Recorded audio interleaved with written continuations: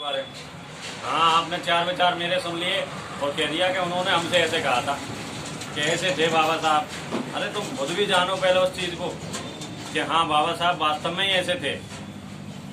रियलों में उन्होंने हमारे समाज के लिए बहुत बड़े कार्य किए और ये सब चीज़ मिलेगी आपको इन किताबों से।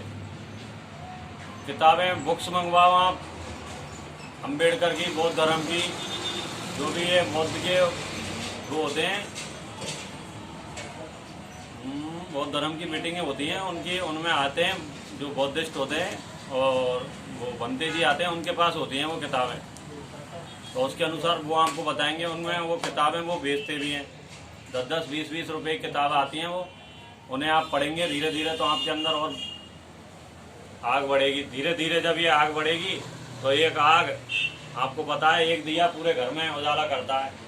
अब आप सभी बैठ गए तो आप सभी के अंदर सब एक एक दिए बन गए हो।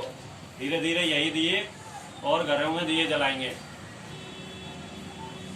कि नहीं? सभी जलाएंगे तो ये विचारधारा धीरे धीरे आगे बढ़ेगी और जैसे जैसे आगे बढ़ेगी अपन का अम्बेडकरवाद और मजबूत होता जाएगा। हमारी बात यहीं तक सीमित नहीं रहेगी कि हम सिर्फ और सिर्फ अपनी कास्ट पर ही फोकस करें। हमें सभी कास्ट को साथ में लेके चलना है, SC, ST, OBC और माइनॉरिटी।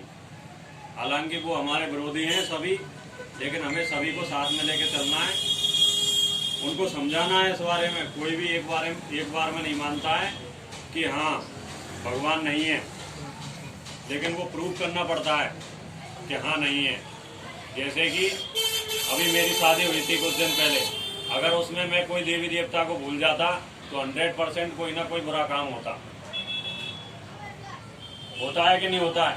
देखा भी होगा आपने कई शादियों में, मैंने अपने पड़ोस में देखा था, वो किसी एक देवता को भूल गए थे और जिस दिन बहू आई थी उसी दिन प्रोग्राम ठप, चूरा खाया, चूरा के वो सब आज उड़ गए। तब पता चला कि हाँ भाई ऐसा हुआ था। उन्होंने भाई पंडित से पूछा कि आप उसको भूल चुके हो, तो उसको भूल गए।